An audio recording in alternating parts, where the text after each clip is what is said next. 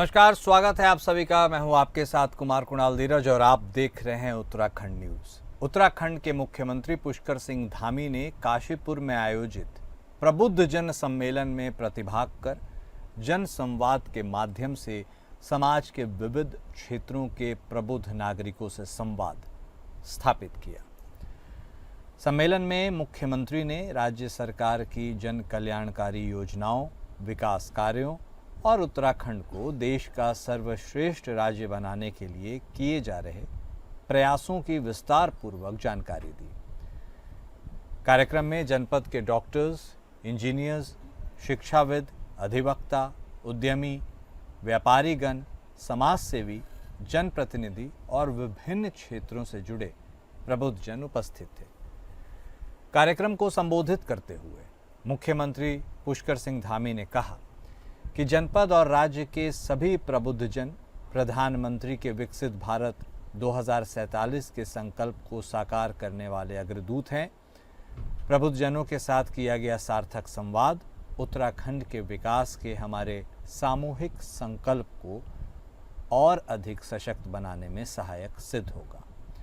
मुख्यमंत्री धामी ने कहा कि आज प्रधानमंत्री नरेंद्र मोदी के नेतृत्व और मार्गदर्शन में हमारा राज्य भी विकास और समृद्धि के नए आयाम स्थापित कर रहा है, जहां एक ओर राज्य के शहरों से लेकर सुदूर पर्वतीय गांवों तक सड़क, शिक्षा, स्वास्थ्य, पेयजल सहित सभी महत्वपूर्ण क्षेत्रों से जुड़े इंफ्रास्ट्रक्चर को मजबूत किया जा रहा है, तो दूसरी ओर हम राज्य की समृद्ध सांस्कृतिक विरासत के संरक्षण और संवर्धन की दिशा में भी निरंतर प्रयासरत हैं। मुख्यमंत्री ने कहा कि पहले राज्य में मैन्युफैक्चरिंग यूनिट लगाने के लिए अलग अलग विभागों से विभिन्न प्रकार की स्वीकृतियां लेनी पड़ती थी, बहुत समय लगता था। इस समस्या के समाधान के लिए हमने जहां एक ओर उद्योगों की लाइसेंसिंग प्रोसेस को आसान किया, सिंगल विंडो सिस्टम की व्यवस्था में सुधार किया, तो वहीं औद्योगिक नीति, लॉजिस्टिक नीति, स्टार्टअप नीति और MSME नीति सहित 30 से अधिक नीतियां लाकर राज्य में उद्योगों को बेहतर माहौल उपलब्ध कराने का प्रयास किया। हमारी सरकार ने राज्य में मेगा इंडस्ट्रियल पॉलिसी भी लागू की है। इसके अलावा जहां भी स्टार्टअप्स को इनक्यूबेशन सुविधा उपलब्ध कराने के उद्देश्य से 60 करोड़ रुपए की लागत से विश्व स्तरीय यू हब की स्थापना की गई है। मुख्यमंत्री ने कहा कि राज्य में निवेश प्रोत्साहन के लिए UK स्पाइस नाम से निवेश प्रोत्साहन एजेंसी स्थापित की गई है। निवेशकों को समर्पित निवेश मित्र की सुविधा भी उपलब्ध कराई जा रही है। मुख्यमंत्री ने यह भी कहा कि हम राज्य में स्थानीय अर्थव्यवस्था और पर्यटन को बढ़ावा देने के लिए भी कई महत्वपूर्ण योजनाओं पर कार्य कर रहे हैं।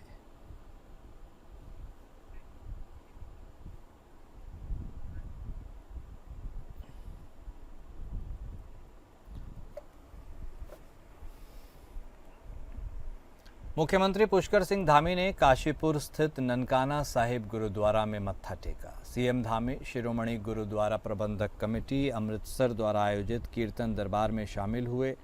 CM ने संगत के साथ मिलकर आध्यात्मिकता और एकता का संदेश साझा किया। मुख्यमंत्री ने गुरु नानक देव जी की शिक्षा को आज के समाज के लिए मार्गदर्शक बताया।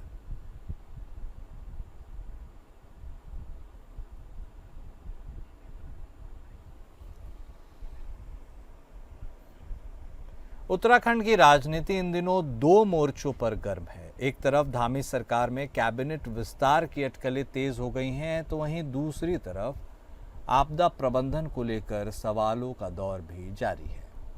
मौजूदा वक्त में धामी मंत्रिमंडल की 5 कुर्सियां खाली हैं और बीजेपी विधायक लगातार मुख्यमंत्री से मुलाकात कर अपनी दावेदारी पेश कर रहे हैं। चर्चा है कि नए चेहरों को जगह देते वक्त क्षेत्रीय और जातीय समीकरणों का पूरा ख्याल रखा जाएगा। लेकिन इसी बीच कांग्रेस के वरिष्ठ नेता और पूर्व CM हरीश रावत ने मंत्रिमंडल विस्तार को लेकर बड़ा हमला किया है।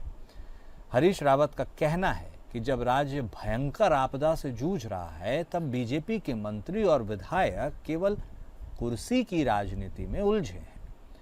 उनका आरोप है कि मुख्यमंत्री केवल रस्म अदायगी कर रहे हैं, जबकि धराली, थराली और अन्य आपदा प्रभावित इलाकों में आज भी लोग पुनर्वास की राह तक रहे हैं।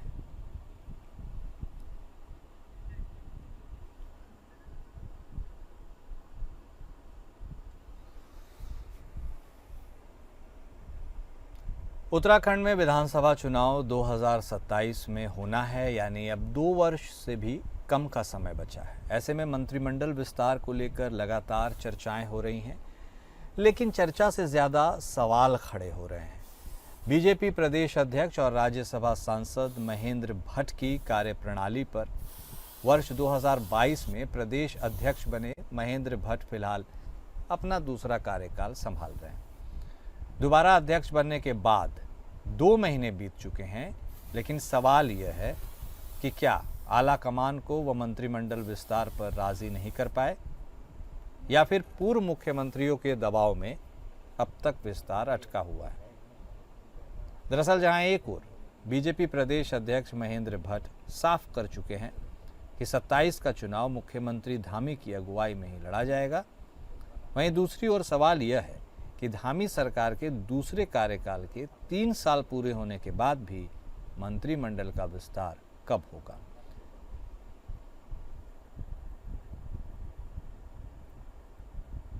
मुझे ऐसा लगता है कि प्रदेश अध्यक्ष पर मुकदमा दर्ज होना चाहिए। 3 पत्रकारों पर हमने देखा पिछले दिनों मुकदमा दर्ज हुआ था, क्योंकि उन पत्रकारों पर यह आरोप लगाया भाजपा के प्रतिनिधिमंडल ने कप्तान से मिलकर कि उन लोगों ने मुख्यमंत्री बदले जाने की भ्रामक खबर अपने पोर्टल पे या अपने डिजिटल चैनल पे चलाया, और उन्होंने इसका कारण दिया मुकदमा करने का कप्तान साहब ने कि कारण यह है कि आपदा प्रभावित होते हैं, आपदाग्रस्त क्षेत्र जो हैं ऐसी भ्रामक खबरों से प्रभावित होते हैं। महेंद्र भट्ट जो इससे पहले भी 3 साल प्रदेश अध्यक्ष रह चुके हैं, धामी जी के मुख्यमंत्री बनने के बाद से लगातार मंत्रिमंडल की बातें वो 10 बार कर चुके हैं और हमेशा टारगेट डेट वो बदल देते हैं। तो ऐसे में मुझे लगता है कि आपदाग्रस्त क्षेत्र तो ज़्यादा इस वजह से प्रभावित हो रहे हैं, क्योंकि जैसे ही महेंद्र भट्ट जी मंत्रिमंडल विस्तार के संकेत देते हैं, सारे विधायक परिक्रमा शुरू कर देते हैं अपने दिल्ली हाईकमान की। आपने देखा हुए शर्मा काऊ, अरविंद पांडे, तमाम लोग। जम्मू कश्मीर के श्रीनगर में कुछ कट्टरपंथियों ने भारत के राष्ट्रीय चिन्ह अशोक की लौट को लेकर जबरदस्त बवाल काटा। बीजेपी के अलावा दूसरी पार्टियों ने अशोक चिन्ह के खिलाफ बोलने वालों के साथ खड़ी हो गई। पुलिस के द्वारा राष्ट्रीय चिन्ह का अपमान करने वालों पर एक्शन की तैयारी हो रही है। अशोक चिन्ह का अपमान करने वालों पर केस दर्ज किया गया। वहीं उत्तराखंड में भी राष्ट्रीय चिन्ह के अपमान पर विरोध दर्ज कराया जा रहा है। उत्तराखंड वक्फ बोर्ड अध्यक्ष शादाब शम्स ने राष्ट्रीय चिन्ह का अपमान करने वालों का विरोध किया और यह कहा कि कई देशों में उनके राजाओं की तस्वीर उनके नोट पर होती है, तब तो किसी ने कोई सवाल नहीं किया। आज हमारे देश में हमारे अशोक चिन्ह पर लोगों ने सवाल खड़ा कर दिया है। हैरानी की बात यह रही है कि कई बड़े शख्स जैसे महबूबा मुफ्ती और उमर अब्दुल्ला ने ऐसे लोगों का समर्थन किया है। वक्फ बोर्ड अध्यक्ष शादाब शम्स ने ऐसे लोगों के खिलाफ कड़ी से कड़ी कार्रवाई की मांग की।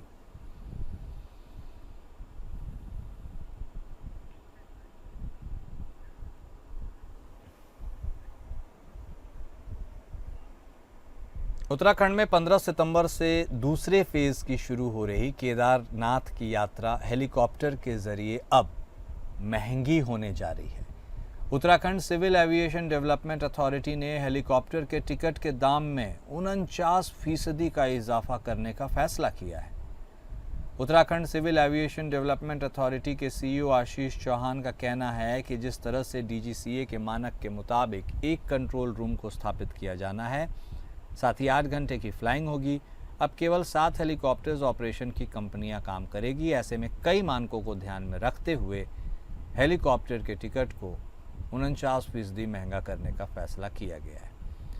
गुप्तकाशी से 12,444, फाटा से 8,900 और सिरसी से 8,500 हेलीकॉप्टर का अब किराया होने जा रहा है।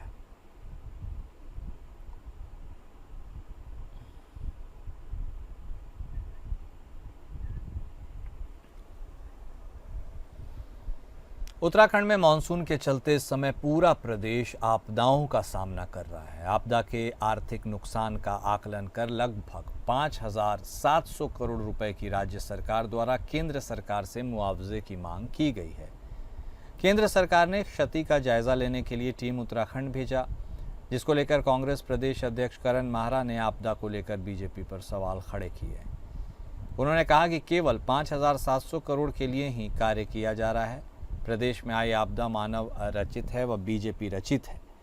बीजेपी विकास के नाम पर जगह जगह पेड़ काट रही है, नदियों के साथ खिलवाड़ हो रहा है। हिमालय के पहाड़ सबसे कम उम्र के पहाड़ हैं और एक बार क्षति आने पर न तो मोदी बचा सकते हैं न कोई भाजपाई बचा सकता है।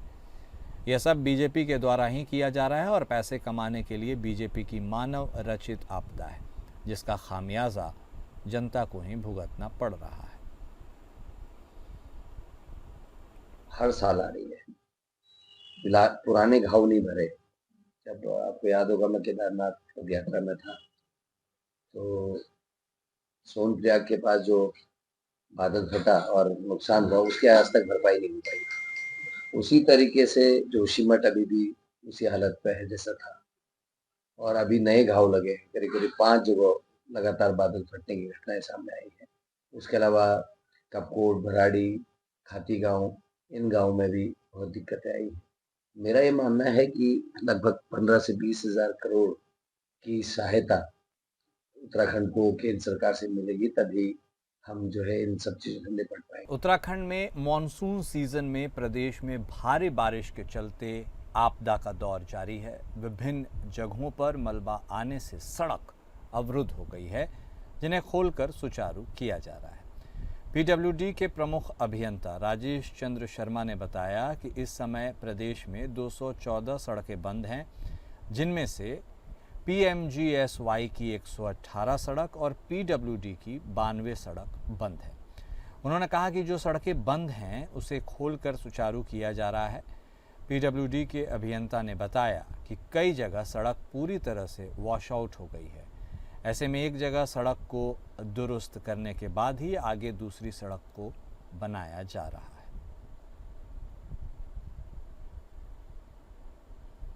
214 सड़कें बंद हैं, जिसमें 118 सड़कें जो पीएमजीएसवाई की हैं। अगर मैं बात करूं पीडब्ल्यूडी की, तो पीडब्ल्यूडी की हमारी 92 सड़कें इस समय बंद है, जिसमें लगातार काम चल रहा है। इसके अलावा पूरे प्रदेश में सड़कों को खोलने के लिए हमारी जो 676 मशीन जो है, जिसमें कई डिफरेंट टाइप के इक्विपमेंट्स हैं, वो भी हमारे कार्यरत हैं। डैमेजेस कुछ कुछ सड़कों में बहुत ज्यादा डैमेजेस हुए हैं, जिसमें थोड़ा समय लग रहा है। रानीखेत विधानसभा में ताड़ीखेत के पास कल सुबह पुलिया टूटने से रानीखेत रामनगर मोटर मार्ग बंद हो गई थी, जिसमें कल से ही लोक निर्माण विभाग प्रांतीय खंड की देखरेख में कार्य चल रहा है। बता दें कि इस समय उत्तराखंड में भारी बरसात के चलते कई जगह रोड टूट गई है। वहीं कल सुबह रानीखेत रामनगर मोटर मार्ग ताड़ीखेत के पास पुलिया टूटने से बंद हो गई थी, जिस कारण रानीखेत का सौनी तथा अन्य ग्रामीण क्षेत्रों से संपर्क कट गया। वहीं सौनी क्षेत्र से हो रही दूध की सप्लाई पर भारी प्रभाव पड़ा है, जिसके बाद कल से ही लोक निर्माण विभाग प्रांतीय खंड रानीखेत के अधिशासी अभियंता, सहायक अभियंता सहित विभाग के ठेकेदार रोड को सुचारू रूप से यातायात के लिए सुगम बनाने के लिए कार्य कर रहे हैं। आज सुबह से ही जेसीबी मशीन द्वारा कार्य चल रहा है। अधिशासी अभियंता दीपचंद्र पांडे ने बताया कि अभी हम इसमें यातायात चालू करने के लिए मशीनें लगा दिए हैं। हमारा मटेरियल पहुंच गया है। हम लोग कोशिश कर रहे हैं कि आज रात भर इसमें काम करके कल तक इसको चालू करने का प्रयास है। हम कोशिश करेंगे कि कल तक यातायात चालू हो जाए।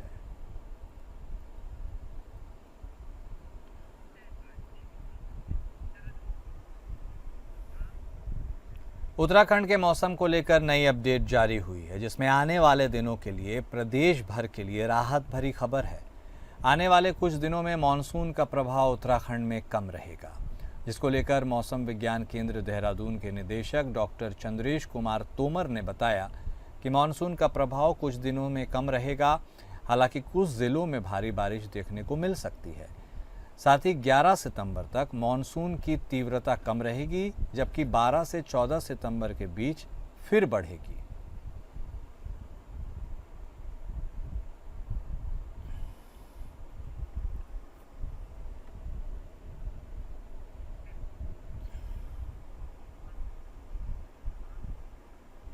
उत्तराखंड स्वास्थ्य विभाग ने प्रधानमंत्री नरेंद्र मोदी के जन्मदिन 17 सितंबर से लेकर राष्ट्रपिता महात्मा गांधी के जन्मदिन 2 अक्टूबर तक पूरे प्रदेश में स्वास्थ्य पखवाड़ा आयोजित करने की तैयारियां तेज कर दी हैं।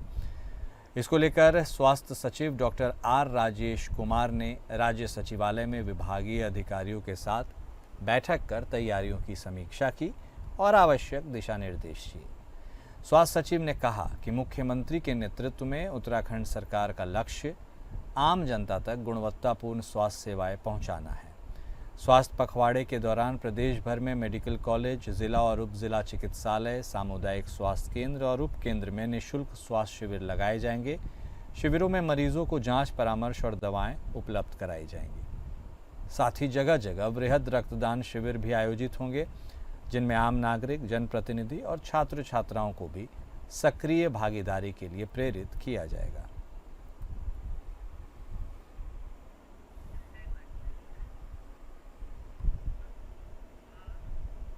और उत्तराखंड न्यूज़ में अभी के लिए बस इतना ही। नमस्कार।